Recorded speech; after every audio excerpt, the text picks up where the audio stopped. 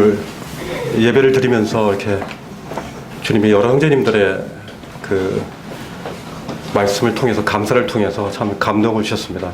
특별히 한 형제님은 이제 첫사랑에 대해서 참 이렇게 막 감사를 드릴 때 제가 첫사랑 때의 그 시절을 이제 들어가게 됐고요. 그러면서 첫사랑 때 얼마나 참 제가 주님 안에서 참 자유했는가를 이렇게 생각했습니다. 근데 그 구원받으니까 그냥 온 형광등이 다 환해지면서 모든 형제자매들의 얼굴이 이게 거의 천사처럼 보이고 저에게 꺼리껴지는 것들이 전혀 없이 그냥 보고 싶고 막 그랬잖아요. 어느덧 이제 제가 많이 변질됐다 막 그런 생각들을, 형제님의 첫사랑의 고백들을 또 주님 앞에 다시 한번 첫사랑에 대한 그 감사를 드리며 참 마음 가운데 감동됐습니다. 또 그 중간에 이제 학생이었는데 우리 둘째 아들을 오늘 네가 제사장인데 이럴 수 있냐, 네가 예치지 않으면 돌들로 외치게 하는 것이 하나님인데 한번 그 경건의 시간 때 그때 적었던 것들을, 감사들을 이렇게 적으면 어떻게 했느냐, 그렇게 해서 오늘 감사를 이렇게 약간 반 정도 이렇게 강제적으로 했지만은 어쨌든 참 이렇게 등단시키는 건 좀 필요한 것 같습니다. 우리가 그리스도 안에서 새로운 피조물 된 저희들이 어찌 보면은 이 공적인 예배 가운데 동참하는 것은 어찌 보면 이렇게 공적 설교하고 비슷하지 않나 생각도 들어요. 우리가 모두가 다 할 수가 있거든요. 모두가 다 경건의 시간을 가지고 경건의 시간에 대해서 주님이 주신 그 감사의 기도 제목들을 우리가 적을 수 있지 않습니까? 우리도 이렇게 말씀을, 물론 어떤 형제님들은 성경을 가지고 이렇게 하지만은 이 말씀을 준비하지 않습니까? 이 준비한 것처럼 적어서 그렇게 예배를 드리는 것이 저는 성경적이라고 보고 합당하다고 생각이 듭니다. 그래서 가능한 모든 형제님들이 또 자매님들도 마음 가운데 그것들을 담아와서 함께 가능한 모든 형제님들이, 그래서 이 마이크가 서로 뺏기 전쟁이 날 것이라고 저는 믿습니다. 오늘 이후에 이제 변화되어질 형제님들을 참 기대합니다. 다음 주 짧지만 제가 우리 둘째에게 그런 15초만 하나님 앞에 영광을 한번 드려봐라 그랬습니다. 15초. 그 15초지만 그 15초가 앞으로 일주일의 삶을, 그리고 우리의 작은 삶의 영역 가운데서 하나님을 예배드리고 하나님을 찬양드리는데 굉장히 크나큰 도움이 될 것입니다. 천사들이 우리가 공적으로 이렇게 담대하게 예배드린 걸 통해서 천사들이 그 위세에 눌릴 겁니다. 많은 형님들이 동참했으면 좋겠습니다. 그리고 저는 또 이렇게 형님 기도드릴 때마다 제 마음가운데 큰 감동이 되는데, 오늘 또 우리들의 그 감사 가운데 삶이 이렇게 녹아져 있다는 생각이 들어요. 그래서 그 형제님의 참 주님 나라에서 이제 눈물을 식히시고 얼마나 힘드시겠습니까? 지금 주님 나라에 갔을 때 주님을 만날 그 소망으로 살고 있는 그 형님들의 참 마음이 실려 있는 그 감사를 이렇게 듣게 될 때, 들을 때마다 제 마음이 참 감동이 됩니다. 참 어쨌든 저희가 예배를 통해서, 예배 시간을 통해서 어찌 보면은 가장 강력한 복음 전파가 아닌가 생각됩니다. 예수 그리스도, 그분이 높아지시고 그 예수 그리스도로가 묵상되어지고 그분이 어떤 분이고 어떤 일을 하셨고 또 우리에게 어떤 일들을 하셨는가, 그리고 우리가 어떤 존재가 되었는가, 놀라운 복음입니다. 이 예배 가운데 동참하는 모든 아직 구원의 확신이 없는 분들은 주님을 충분히 주님을 알 수 있는 그런 놀라운 예배가 아닌가 생각이 듭니다.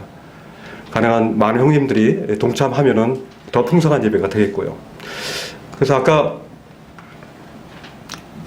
형제님이 그 첫사랑 부분에 대한 걸 얘기했을 때 제 마음 가운데 참 첫사랑 때는 내가 어떤 형제 자매들하고 또 주님과의 그런 친밀함, 그리고 형제 자매들과의 그런 수평적인 친밀함, 이런 것들이 참 전혀 벽이 없었습니다.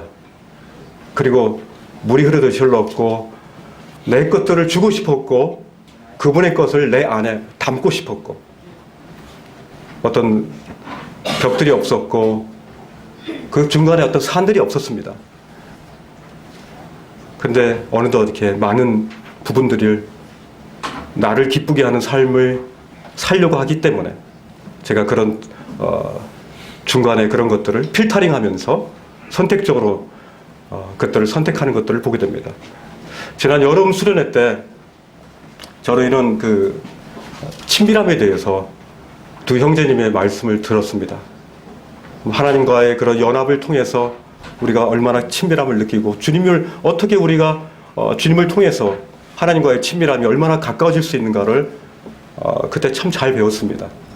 참 감사드려요. 그뿐만 아니라 우리가 어땠습니까?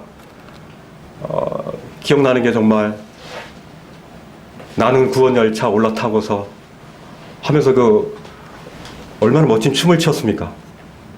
저는 그 마치 제가 이렇게 천국에 왔다라는 그런 착각을 일으킬 정도로 아주 그냥 정말 신나게 놀았던 것 같습니다.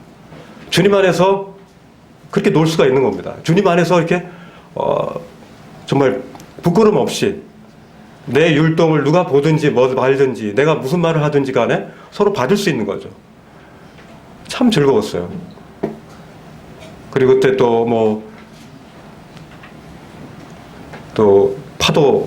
파도인 어떤 형제님이 나와서 헐크 형처럼 막 해가면서 막 그렇게 그 연극을 통해서 참 우리가 참 많이 친밀해졌다. 그리고 친밀할 수 있는 어떤 계기가 되었다라고 했는데 또 어느새 저 자신도 다른 형제자매들에 대해서 또 이렇게 판단하고 또 판단받고 서로 이렇게 오가면서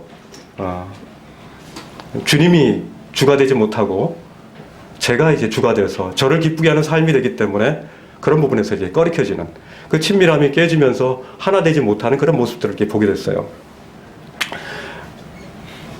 하나님과의 친밀함과의 그 비례가 어찌 보면 우리가 이 교회와 또 직장인과 또 가정 가운데에서의 그런 다른 사람들과의 관계의 친밀함과 비례한다고 생각하십니까? 주님과 친밀하면은 다른 것들도 비례한다고 생각하십니까?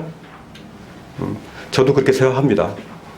그런데 문제는 이 동시동작으로 참 이게 되면 좋은데 주님과의 친밀하다가도 이 말씀을 그대로 이렇게 아침에 큐티하고 너무 좋았어요. 그러다가도 회사에서 바로 너는 왜 그러니? 막 이러면서 이제 제외시키고 삐끗시키고 그랬을 때 이제 마음이 팍 상하면서 너는 그러면서 이제 바로 이게 올라오는 제 자신을 보게 될 때 참 이게 쉽지 않은 것 같아요. 아직도 이게 참 멀었다. 갈 길이 멀다.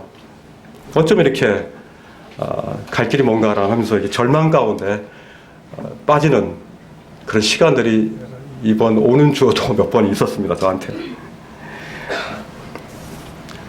왜 이렇게 이 형제자매들과의 관계도 참 쉽지가 않고 사람들과의 관계도 이렇게 쉽지 않은 걸까요? 왜 주님과의 관계도 친밀함도 이렇게 참 진행이 안 되고 사람들과의 친밀함도 이렇게 진행이 안 되는 걸까? 그래서 사실 제가 제일 약한 부분이 이제 관계 부분입니다. 제가 참 관계를 잘 못해요. 좀 이렇게 혼자 이렇게 좀 약간 외성적이어서 이렇게 하는 측면도 있지만은 그러나 이렇게 참 쉽지가 않습니다. 새로운 관계를 맺는다는 거 쉽지 않고 그 관계를 계속 유지하는 것도 참 쉽지가 않습니다. 어찌 보면은 참 주님과의 그런 친밀한 관계도 부분이고 사람들과 관계 부분도 참 쉽지 않은 부분입니다. 그래서 오늘 제가 가장 잘 못하는 그런 관계 부분에 대한 것들을 과연 말씀 가운데서 어떻게 우리가 하나 될 수 있는가? 그 하나됨에 대해서 한번 말씀들을 찾아보면서 우리가 유익을 참 얻었으면 하는 마음이 있습니다. 로마서 15장을 한번 보겠습니다. 로마서 15장.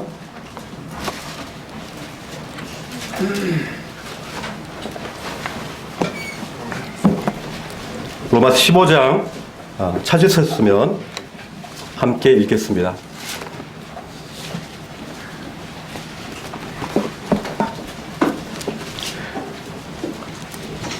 자, 제가 첫 구절 읽으면 두 번째 구절로 형제자매들이 읽는 겁니다. 믿음이 강한 우리는 마땅히 믿음이 약한 자의 약점을 담당하고 자기를 기쁘게 하지 아니할 것이라. 시작. 사람이 이웃을 기쁘게 하되 선을 이루고 덕을 세우도록 할지니라. 그리스도께서도 자기를 기쁘게 하지 아니하셨나니 기록된 바 주를 비방하는 자들의 비방이 내게 미쳤나이다 함과 같으니라. 무엇이든지 전에 기록된 바는 우리의 교훈을 위하여 기록된 것이니 우리로 하여금 인내로 또는 성경의 위로로 소망을 가지게 합니다. 이제 인내와 위로의 하나님이 너희로 그리스도 예수를 본받아 서로 뜻이 같게 하여 주사.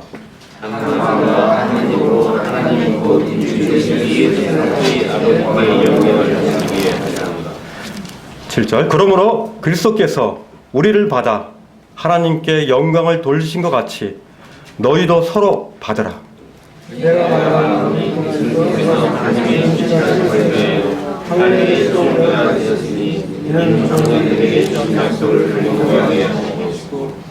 예, 1절부터 7절까지 말씀 가운데서 저는 이렇게 다가왔던 말씀이 6절입니다. 6절에 보면은 한 마음과 한 입으로 아버지께 영광을 돌려라. 그죠? 그리고 그리스도께서 우리를 7절에 보면은 그리스도께서 우리를 받은 것 같이 우리를 이렇게 받으라, 서로 받으라 그랬습니다. 서로. 이 말씀이야말로 어떻게 보면은 교회에서 모든 성도들이 하나가 되어서 한 마음과 한 입으로 하나님께 영광 돌리라랑 놀라운 그렇게 할 때 하나님 나라를 경험하는 이런 놀라운 일이 있을 것이다라고 이 말씀 가운데서 보증하는 것입니다. 우리가 왜 한 마음과 한 입이 되는 게 중요할까요? 각 사람은 다 틀린데 기질도 틀리고 태어난 환경도 틀리고 경상도 사투리, 전라도 사투리 쓰시는 분도 굉장히 또 성격도 틀리고 나는 아 하는데 저쪽은 아라고 알아듣는 굉장히 틀린 그런 사람들끼리 우리가 이렇게 교회 가운데 모였는데 어떻게 한 마음과 한 입으로 이게 가능한가? 왜 로마서 15장에 보면은 어떻게 보면 16장이 마지막이지 않습니까? 로마서 16장에 보면은 계속 다른 성도들과 다른 교회들에게 이제 인사하는 내용이 나옵니다. 마지막으로 어떻게 보면 사도 바울의 로마서의 그 컨텐츠는 내용은 15장에 이제 거의 마치게 되거든요. 그런데 가장 마지막 모든 복음과 이제 어떻게 보면 그 칭의와 성화와 또 영화 이런 부분들을 얘기하면서 또 우리가 어떻게 살아야 될 것들을 얘기하면서 마지막에 16장 그 인사 전에 이제 사도 바울이 이제 고린도 교회에서 이 로마서를 쓰지 않았습니까? 어찌 보면 이때 사도 바울은 죽음의 그림자가 이제 올 것들을 예상을 했을 겁니다. 이제 이후에 이 로마서를 썼을 때 네로 황제가 이제 치리하던 때였는데 이제 이때 4년에서 5년 후에 이제 로마로 실제로 끌려갑니다. 죄인으로 가는 거예요. 로마 감옥에서 에베소서와 빌립보서와 골로새서와 빌레몬서를 이제 쓰게 되거든요. 그렇기 때문에 어찌 보면은 이 고린도에서 로마서를 쓰면서 마지막에 쓰는 내용들이 바로 여기 나와 있는 겁니다. 한 마음과 한 입으로 하나님께 영광을 돌리라는 겁니다. 만약에 한 마음이 아니라 그 반대말이 뭡니까? 각자의 마음과 각자의 입으로 하나님께 영광을 돌리는 것은 그렇게 기쁨이 없다는 것이죠. 3절 보겠습니다. 우리가 과연 한 마음과 한 입이 가능케 되는 그 이유가 과연 어디 있는가? 어떻게 한 마음과 한 입이 될 수 있는가? 그 전제 조건이 있습니다. 3절입니다. 그는 그리스도께서 자기를 기쁘게 하지 아니하셨다고 했습니다. 하나님을 그리스도를 이렇게 비방하는 자들이 있었고 그리스도를 참 핍박하고 그리스도를 팔고 그리스도를 그렇게 힘들게 하는 사람들이 있었지만 그리스도께서는 그들을 비방하지 않으셨어요. 대신에 그리스도는 자기를 기쁘게 하는 삶을 살지 않으신 것입니다. 만약 그리스도께서 자기를 기쁘게 하는 삶을 사셨다면 이 땅에 하나님의 보좌를 버리고 그 하나님의 그 놀라운 그 보좌의 자리를 버리고 이 땅에 오지 않으셨을 겁니다. 자신의 기쁨보다 자신의 창조자로서 그의 피조물들을 정말 사랑하기 때문에 어떤 해법도 없고 어떤 절대절명의 정말 사망의 구렁텅이로 빠질 수밖에 없는 우리를 위해서 그리스도께서 이 땅에 오신 것이죠. 자기를 기쁘게 하는 삶이 아니셨습니다. 그렇기 때문에 그리스도께서 자기를 기쁘게 하는 삶을 살지 않았기 때문에 그걸 따라가는 저희는 바로 1절, 2절의 말씀처럼 그렇게 할 수 있는 겁니다. 15장 1절에 보면은 믿음이 강한 우리는 마땅히 믿음이 약한 자의 약점을 담당하고, 그럼 어떻게 됐습니까? 같이 읽어볼까요? 시작. 자기를 기쁘게 하지 아니할 것을. 그렇습니다.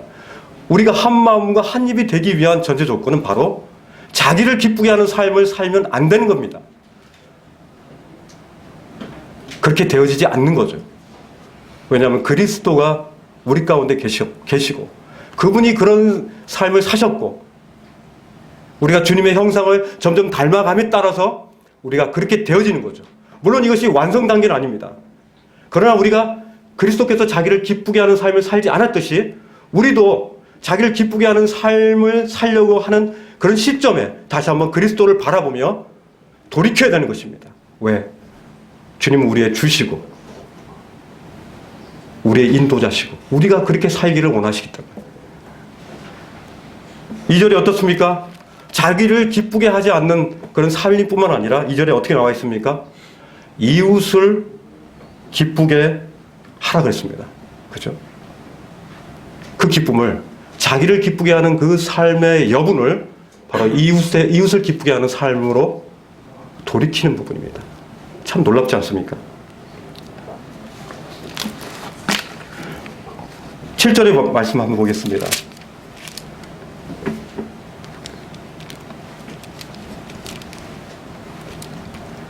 7절의 말씀 보면 저는 거기에 보면 서로 받으라고 되어 있습니다. 받으라.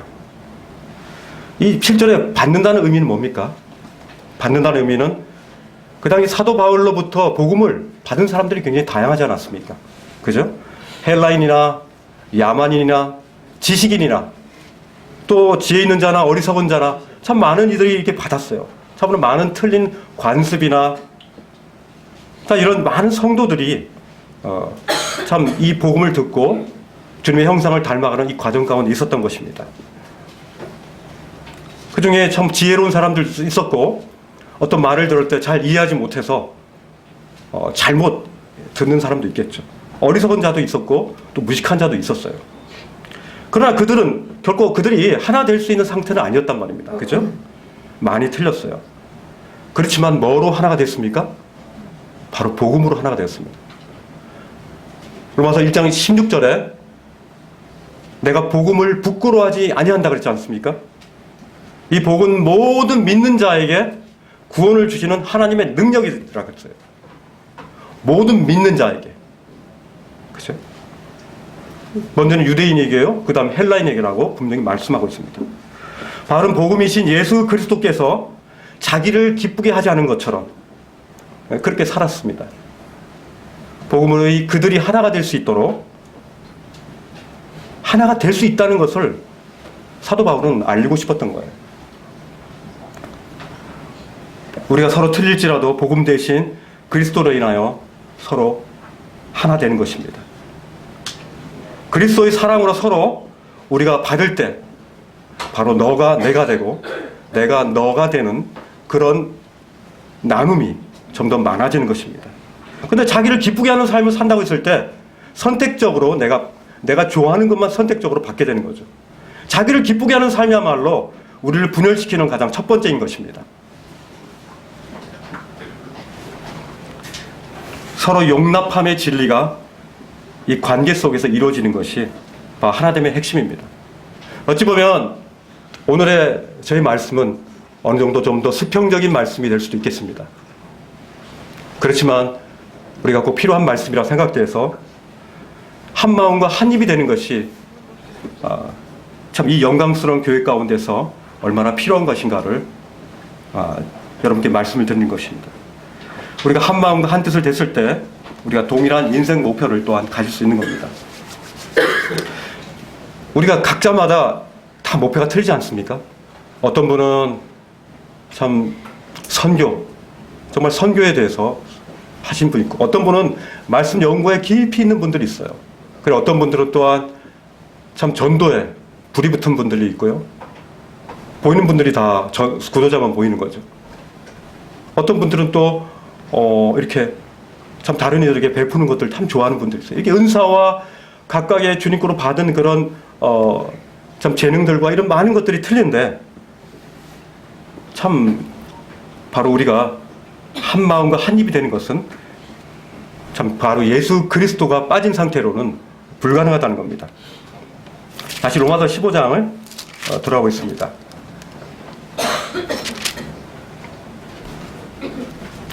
5절에 보면은 이제 예수 그리스도를 본받으라고 말씀하고 있습니다. 그죠? 그리스도 예수를 본받아 서로 뜻이 같게 하여 주사라고 했습니다. 우리가 예수 그리스도를 본받을 때 서로 뜻이 같아지는 겁니다. 각각의 추구하는 그 방향성은 틀릴지라도 우리의 목표는 똑같은 겁니다. 그죠? 우리의 목표는 바로 한 마음과 한 입으로 예수 그리스도, 그리고 우리 아버지 하나님, 그리고 우리 성령님을 영광 드리는 그런 인생이 되는 것이 바로 우리의 목표인 것입니다. 다만 우리 가운데에서는 한 마음과 한 뜻으로 한 배를 타고 동일한 백고동 소리를 들으면서 우리 인생의 여정을 이 대학로호라는 이 배를 타고 우리가 함께 나가는 것입니다.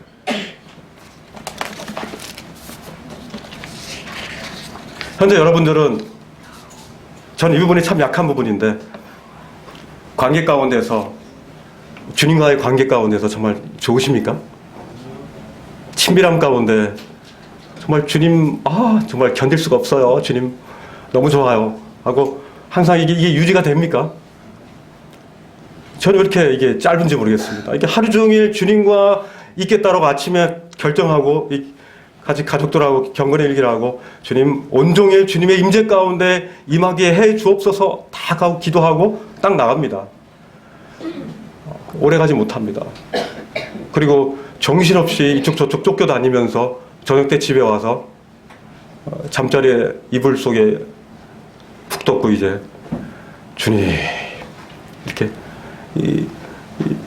주님 하면서 이렇게 한숨을 쉴 수밖에 없는 저에게 모습을 보면서 왜 참 이렇게 주님이 내 안에 계시고 주님과 내가 연합했고 내가 새로운 피조물 됐고 내가 주님과 끊임없이 교제할 수 있는 이게 되는데 주님이 내 곁에 계신데 왜 나는 이렇게 주님과 소통이 잘 안 되나?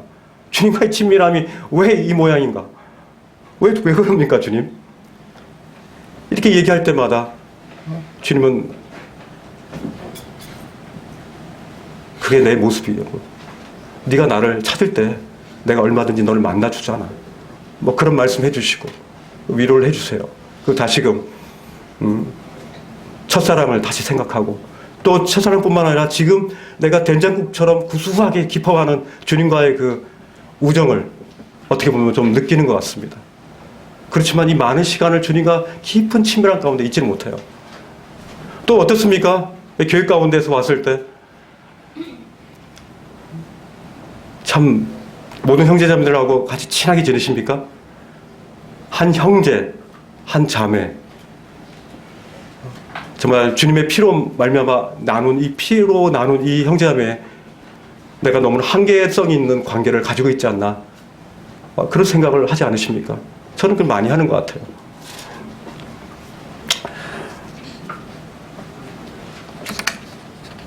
어떻게 보면은 제가 이 교회 가운데에서 또 다른 분들도 그렇지만은 참 많이 관계를 깨는 것이 오해라는 생각이 듭니다. 오해라는 것은 이제 깊이 있게 이해하지 못했기 때문에 생겨나는 잘못되어진 그 원래의 생각이 아닌 것들을 이해한 것이죠. 그래서 저는 처음 시작할 때는 좋은데 어느 정도 시간이 지남에 따라 서로 간에 이런 오해의 담벼락이 우리를 이렇게 막고 어찌 보면은 이 교회 가운데 한 마음과 한 입으로 하나님께 영광 드리는 이런 것들을 결속력을 깨고 있는 그런 아주 사단마귀가 사용하는 아주 섬세한 그런 도구라고 생각이 듭니다. 어찌 보면 참 신혼여행에서 돌아오자마자 그렇게 사랑했던 사람들하고도 막 오해 때문에 서로 싸우고 그러잖아요. 가장 뜨겁게 사랑할 때도. 이 또 말의 어떤 그 말의 부정확성 때문에 말을 정확하게 하지 않은 거로 인해서 잘못된 게 상상을 말미암아 이렇게 오해를 하기도 하고요. 또 내가 말을 할 때 말을 가로챘을 때 어떻게 보면 큰 상처를 받기도 하고요. 어찌 보면은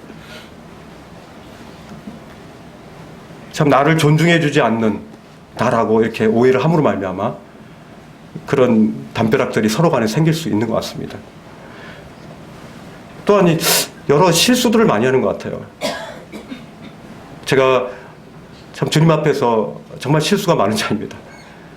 이런 실수를 이렇게 하게 됐을 때 서로 이렇게 넘어지고 상처받고 깨어지고 막 그러는 것 같습니다. 그렇기 때문에 서로 관계를 맺을 때 이런 상처가 나기 때문에 저분하고는 내가 관계를 맺지 않는 것이 이제 나는 저분으로 말미암아 일어나는 이런 상처의 고통을 난 더 이상 안 받을 거야. 그러면서 그분에 대한 관계를 이제 안 하는 거죠. 그러면서 표면적 관계를 가지는 경우가 참 많이 있는 것 같습니다. 다시금 나를 기쁘게 하기 위해서 저는 평안의 동굴로 들어가는 거죠.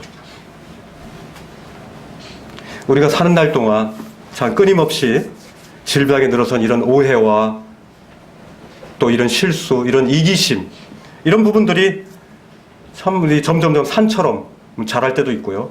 어떤 때는 주님의 은혜로 말미암아 확 밀어버리고 또 이렇게 평평할 때도 돼 있고 그렇게 사는 것 같습니다. 7절을 한번 보십시오. 7절에 15장 7절에 보면은 너희가 서로 받으라고 이렇게 말씀하고 있거든요. 그런 오해하고 그런 실수하고 그런 이기심이 있는 그런 상대를 주님은 받으라고 이렇게 말씀하십니다. 왜? 그리스도께서 우리를 받았기 때문에. 그리스도께서 우리와 같은 자들을 받았기 때문에 우리가 이렇게 받을 수 있는 것입니다. 이 땅에 참 영원한 것들을 이렇게 참 중요하고 영원한 것들을 얻기 위해서 그러니까 참 중요하지 않은 것들을 버릴 수 있어야 되는데 여전히 그것도 꽉 쥐고 영원한 것도 꽉 쥐려고 할 때 우리는 정말 소중한 것들을 잡지 못하는 그런 리미트를 우리가 갖고 있는 것 같습니다. 전 그럴 때마다 이 관계 가운데서 이게 저로 말미암아 참 힘들고 어려워한다라는 그 형제님이 있고 또 자매들이 있을 때 참 낙심이 돼요. 그리고 다시 동굴 속에 들어가 주님 어떻게 해야 됩니까? 막 고민이 돼요. 근데 저는 또 이런 생각을 또 해봐요. 만일 우리가 제 주위에 요즘에 참 이렇게 아프신 분들이 많아요.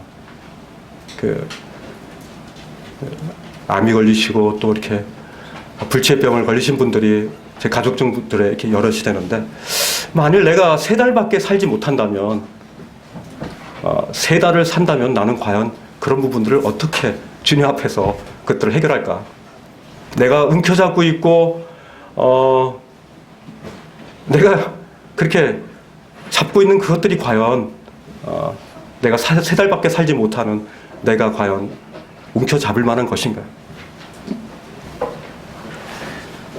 사도 바울은 참 로마서 15장에 이제 그의 죽음의 그림자가 이제 다가올 때 오면서 이제 이걸 쓰면서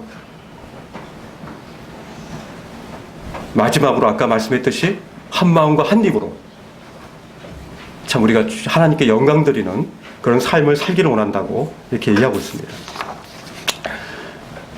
상대가 내 자신이 납득될 수 있는 수준이 되어야만 한다면은 이 지상에서 저희가 어떤 사람도 봐줄 수 없을 거예요. 오직 하나님의 그 놀라운 사랑이 우리에게 부어져 있기 때문에 주님의 친밀함, 주님의 그 자신을 기쁘게 하지 않고 참 우리 같은 자를 위해서 내어주신 그 주님의 그 마음이 우리 가운데 있을 때 참 그것이 가능하다라고 생각됩니다. 바닷 밑 그 모래가에 가보면은 여러분들 그 조개 많이 보시죠? 제가 지난번에 갔을 때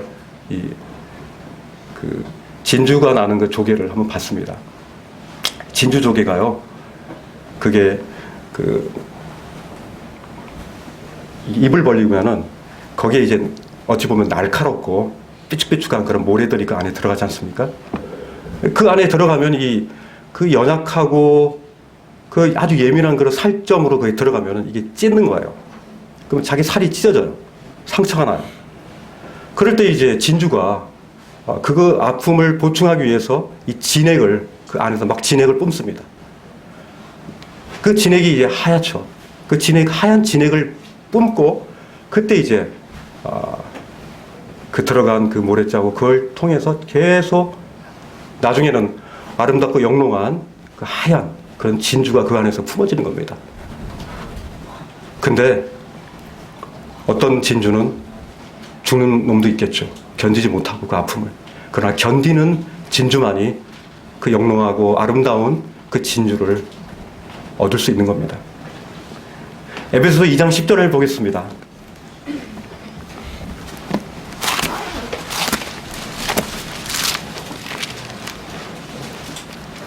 에베소 2장 10절에 보면은 우리는 그의 만드신 바라 그리스도 예수 안에서 선한 일을 위하여 지음으심을 받은 자니 이 일은 전에 예비하사 우리로 그 가운데서 행하게 하려십니다. 여기서 우리는 그의 만드신 바라고 했습니다. 그것이 무슨 뜻입니까? 하나님이 만드신 바가 뭡니까? 여기서 그 원어 성경을 한번 찾아봤더니 거기니까 포이에마라고 돼 있더라고요. 거기 보면 작품, 그의 만드신 바가 작품, 또 공예품, 어떻게 보면은 명품, 뭐 이렇게 이해할 수 있겠죠. 하나님 우리를 작품으로 이렇게 만드신 거예요. 그의 만드신 바가 작품이라는 거죠. 이 세상에 가장 뛰어난 분이 그분의 놀라운 계획을 완수하는 완전한 그 명품을, 작품을 여기 만드신 거예요. 바로 우리가 그렇다는 거예요. 이 다비 성경을 보니까 다른 성경에는 안 나와 있는데 여기는 have been creating 이렇게 돼 있더라고요. 현재 완료 진행형으로 되어 있습니다. 다시 말하면 하나님께서 그리스도 예수 안에서 그의 만드신 거를 계속적으로 짓고 계시는 거예요. 창조하고 계시는 거예요. 놀랍지 않습니까?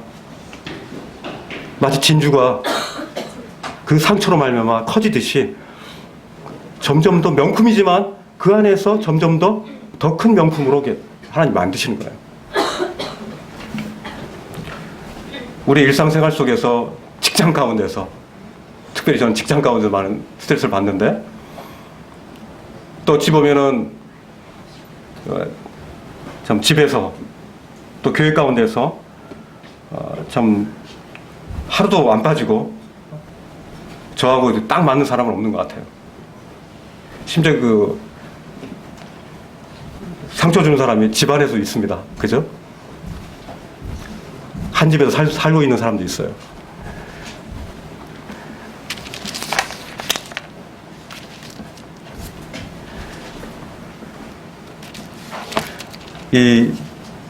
어찌 보면 우리 자신의 그런 날카로움과 미숙함 때문에 많이 상처를 주는 것 같아요.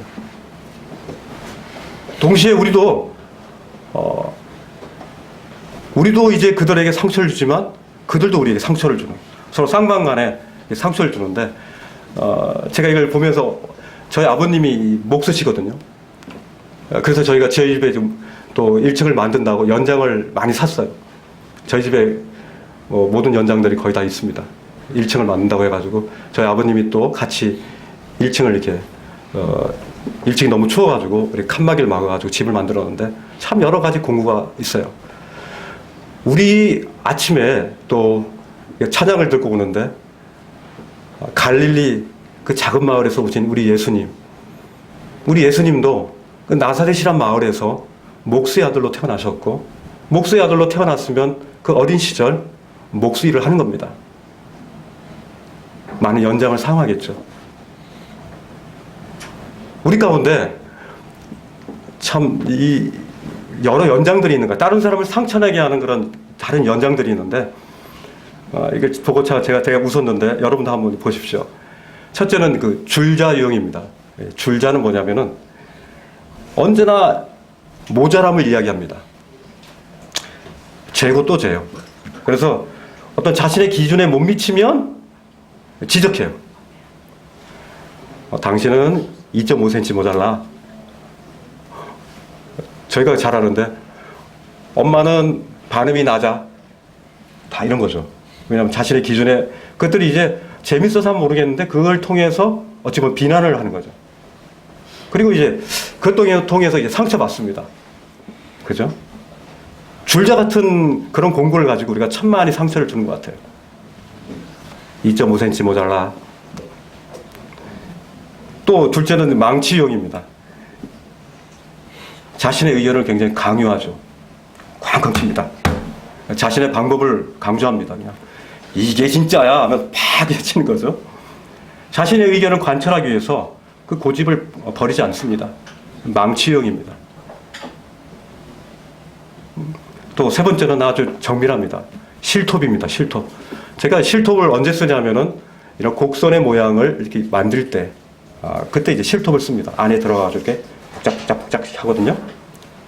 근데 다른 사람들을 깎아내리는 겁니다. 저거 모서리 저거 깎아야 시원하겠는데 못 견디겠어. 그래서 깍짝짝짝 깎아내립니다. 천재입니다. 거의 뭐 너무 그렇게 하면 정말 아름답게 될 것이라는 것이 보입니다. 자신이 원하는 모양대로 곡선까지 가능합니다. 정말 언쟁에서 지지 않아요. 자신이 원하는 어떤 모양으로도 완벽한 논리력을 가지고 상대방을 이제 제압합니다. 이 실톱 유형입니다.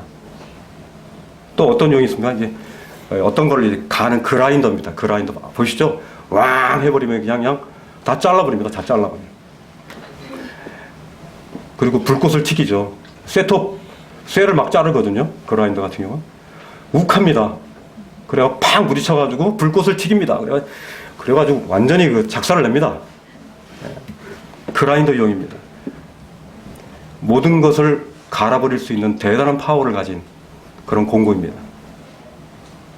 다섯 번째는 이제 도끼를 옆에 두고 있는 유형입니다. 지나가면 잘못하면은 윽해서 찍어버립니다. 그리고 베고 그리고 잘라버립니다. 굉장히 무서운, 저도 가끔 그럴 때가 있습니다. 저희 자녀들이 하지 말라는 걸 했을 때 윽하고 내 옆에 자주는 안 쓰지만 녹슬은 도끼를 제가 들고 위협하고 있는 모습이 보입니다. 예수님 마태복음 7장 3절 5절에 어찌하여 남의 눈 속에 있는 티는 보면서 내 눈 속에 있는 들보는 깨닫지 못하냐로 얘기하고 있습니다. 이 마태복음 7장에 보면은 이 굉장히 어떻게 보면은 참 재밌는 말씀이에요. 이 티는 이 톱밥입니다. 톱밥의 먼지입니다. 그 톱밥의 먼지가 상대방의 까만 눈동자에 탁 박혀 있는 거예요. 딱 봤을 때 견딜 수가 없는 거죠. 빼야 되는데, 그죠? 얘기해 줘야 되죠. 그럼 빼야 되는데 문제는 자신의 눈 속에 이 들보가 있는 거예요. 들보가 뭡니까? 기둥입니다. 기둥. 기둥과 같은 이 거목이 이제 뜨 있는데 자신의 것들을 하지 않은 상태에서 다른 일을 판단하는 모습입니다. 자신의 상태를 인식하지 못하고 남을 판단하는 이들에 대한 그 예수님의 그런 노여움이 이 말씀 가운데 녹아 있는 것입니다.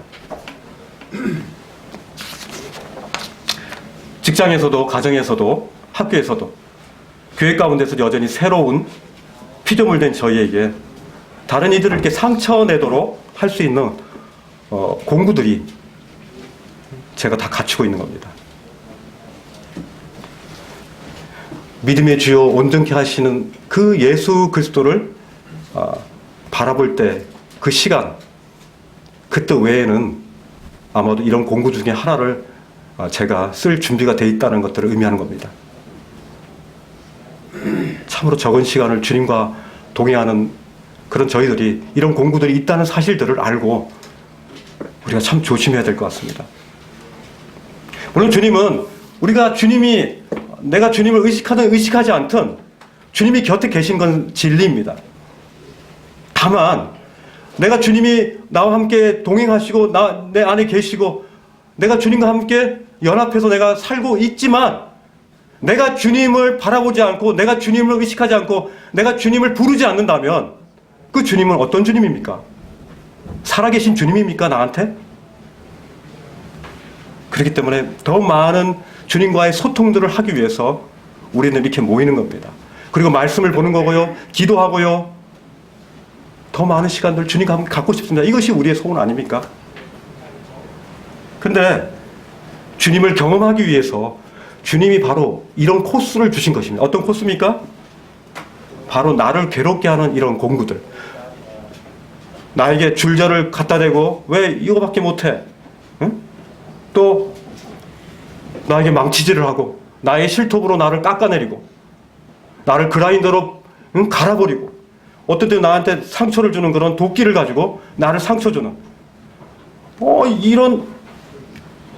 이런 도구들을 가지고 나한테 오는데 하나님이 바로 이 주님의 형상으로 닮아가기 위해서 이런 도구들을 바로 사용하신다는 겁니다. 나에게 상처 주고 힘들게 하는 그 분들을 통하여 주님은 우리에게 세상의 것에 관심을 끄게 하시고 그 괴로운 가운데 주님을 바라볼 수 있는 소망하게 할 수 있는 그런 계기가 되는 겁니다.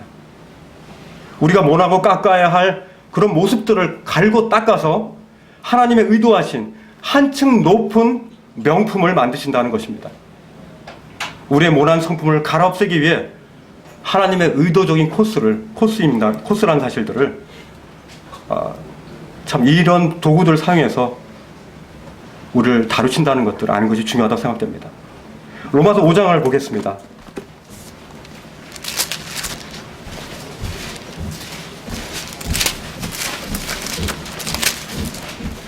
로마서 5장 3절 4절에 보시면 다만 이뿐 아니라 우리가 환난 중에도 즐거워하나니 이는 환난의 인내를 인내는 연단은 소망을 이룬 줄 압니다.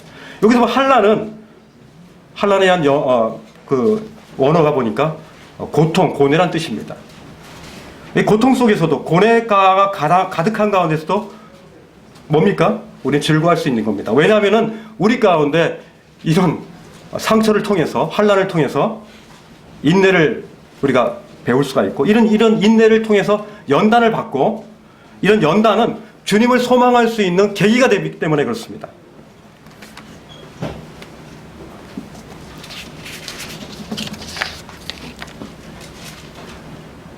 교회 가운데서 또 가정 가운데서 직장 가운데서 이런 여러 가지 공구들을 사용해서 어려움을 준 형제 자매들이 있다면 참 죄송합니다. 그것은 잘못된 거예요. 근데 더 절망스러운 것은 앞으로도 그런 상처를 안 주고 안 받으리라고 제가 보장을 못하는 겁니다. 직장도 그렇고 가정도 그렇고 교회도 마찬가지입니다. 어찌 보면 20년을 800이 하고 저와 같이 살았지만 여전히 아내에게 제가 답답함을 느낍니다. 너 모자라 이만큼. 그러면서 제가 줄자를 자주 갖다 대는 저의 모습이거든요. 심지어 제 곁에 자주 사용하진 않지만 녹슨 도끼가 옆에가 있어 가끔 사용하고 싶을 때가 많이 있어요. 그런데 이런 무서운 공구들을 사용하고서도 저희가 지각하지 못한다면은 그게 문제겠죠. 만약에 제가 그런 공구들 통해서 상대에 대해서 그런 상처를 줬는데 제가 지각하지 못한다면 주님은 어떻게 하실까요? 전 두려운 생각이 듭니다. 주님이 포크레인이나 불도저로 저를 밀지 않을까 그런 생각이 들어요. 불편하고 불안하지만 하나님은 이렇게 여러 유형의 사람들을 통해서 우리의 아직도 그리스도 형상으로 닮아가게끔 그렇게 우리를 포기하지 않으시고 그것들을 하시는 겁니다. 누군가가 직장이나 가정이나 또 교회 가운데서 우리를 깎아내리고 우리의 자존심을, 우리의 참을 수 없는 가벼움을 드러나게 하는 그런 사람들이 우리 가운데 나타났을 때, 우리 힘들게 하는 사람이 나타났을 때 이게 어떻게 됩니까? 우리 성경적으로 대처해야 됩니다. 어떻게 합니까? 1단계. 일단 심호흡을 합니다. 심호흡을 합니다. 왜냐하면 그렇지 않으면 우리 육신적으로 대할 수가 있기 때문에. 그리고 로마서 5장의 말씀을 붙였습니다. 다만 우리가 이뿐 아니라 우리가 이런 고통 가운데, 이런 환난 가운데도 기뻐하나니 이 환난은 인내는 연단은 소망을 가져오기 때문에 그렇다라고 우리는 로마서 5장의 말씀을 붙잡아야 됩니다. 로마서 5장 3절 말씀을. 하나님 또 저에게 뭘 주려고 그러십니까? 이런 인내를 통해 모난 성품을 또 저분을 통해서 저의 이 모난 성품을 이렇게 깎으시려고 하는 하나님의 의도죠. 감사합니다. 결국 주님만이 저의 소망임을 알려주시고 하늘 소망 더 간절하게 하시려고 하는 거죠. 이렇게 고백하는 겁니다. 아까도 제가 말씀드렸지만은 저희가 만일 3개월을 산다고 하면, 아까 형제님이 참 주님 나라에 갔을 때 한없이 펑펑 운다고 했는데, 참 3개월을 우리가 만약에 산다고 하면 이런 관계 가운데에서 우리의 부분들이 참 많이 풀어질 거라는 생각이 들어요.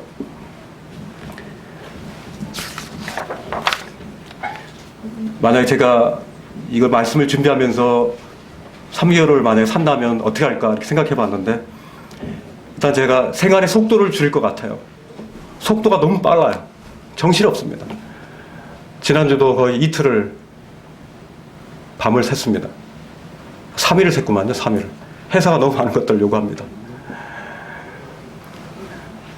정신없이 달려가던 길을 멈추겠습니다.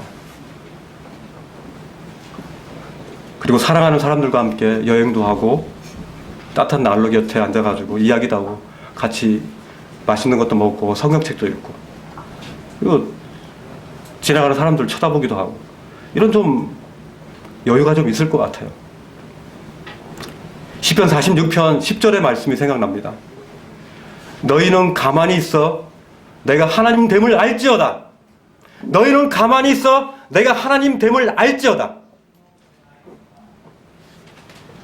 이 말씀을 표준 세번역의 시편 46편 10절을 보니까, 너희는 잠깐 손을 멈추고 내가 하나님 됨을 알아라 그랬거든요. 끊임없이 우리 손은 움직입니다. 마찬가지로 우리의 눈은 끊임없이 뭔가를 보고 뭔가를 계속 하고 있습니다. 그러나 하나님은 우리가 멈추라고 하시는 거예요. 스탑. 그리고 너는 내가 하나님 됨을 알아라. 이렇게 주님은 저에게 말씀하신 겁니다. 너희는 가만히 있어 내가 하나님 됨을 알지어다. 하나님이 어떠하심을 우리가 기억하는 것이 필요합니다. 묵상하는 것이 필요합니다. 그런 고요한 시간이 필요한 것입니다. 우리에겐 차분하고 하나님을만 생각하는 침착한 시간이 필요한 겁니다. 그분은 광대하시고 지극히 높은 존귀하신 분이시고 어디 가운데서 계시는 그 무소부지하신 그 하나님, 우리를 그 힘든 가운데 그 푸른 풀밭으로 우리를 인도하시고 맑은 물가로 우리를 인도하시는 하나님, 사망의 음침한 골짜기를 그렇게 다닐지라도 우리가 결코 두려워할 것이 아니죠. 우리를 소생시키시고 자기 이름을 위하여 의의 길로 인도하시는 그 하나님을 알지어다라는 것입니다. 우리 모나고 상처받고 상처 주는 인생을 통하여 하나님의 형상으로 빚기를 원하시는 그 하나님, 오직 우리의 소망은 당신 안에 있습니다. 당신은 우리의 소망입니다. 이렇게 우리는 외칠 수 있어야 됩니다. 이 결론 내리겠습니다. 우리 하나님을 막는 것이 무엇입니까? 자기를 기쁘게 하는 삶을 살기 때문에 그렇습니다. 예수 그리스도는 자기를 기쁘게 하는 삶을 살기를 포기하셨습니다. 우리 모두 다 지옥 구덩이로 떨어질 수밖에 없는 존재이지만, 철저한 불쌍한 인생이지만, 예수 그리스도는 그 그리스도로 말미암아 우리가 새 생명을 얻었고 그분과 연합하고 또 천국의 소망을 가지게 된 것입니다. 이젠 점점 점차적으로 주님의 형상을 닮아가는 성숙한 존재로 우리는 올라가야 됩니다. 결코 자기를 기쁘게 하는 삶에 머물러서는 안 됩니다. 그 연결고리를 하나 둘씩 끊어야 됩니다. 그래야 한 마음과 한 입으로 하나님께 영광 드릴 수 있는 교회가 되는 것입니다. 우리가 서로 관계할 때 관계의 모서리를 누군가 찌릅니다. 왜냐하면 모서리이기 때문에 부딪힙니다. 긁어댑니다. 어떤 때는 찍습니다.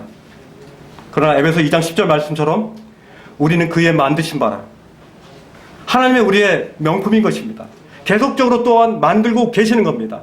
누굴 통해서? 형제자매를 통해서. 그것이 긍정적이든 부정적이든, 그것이 하나님을 열망하는, 그런 상처가 오히려 하나님을 열망하는 계기가 되는 것입니다. 그럴 때 우리는 우리의 성숙함을 더 이루시려는 하나님의 뜻임을 우리는 알아야 되는 것입니다. 너희는 가만히 있어 내가 하나님됨을 알지어다. 우리는 속도를 늦춰야 됩니다. 주님과의 시간을 더 많이 가지길 갈망해야 됩니다. 우리를 빚으시는 주님, 주님의 형상으로 우리를 빚으시는 그 주님을 기대해야 됩니다.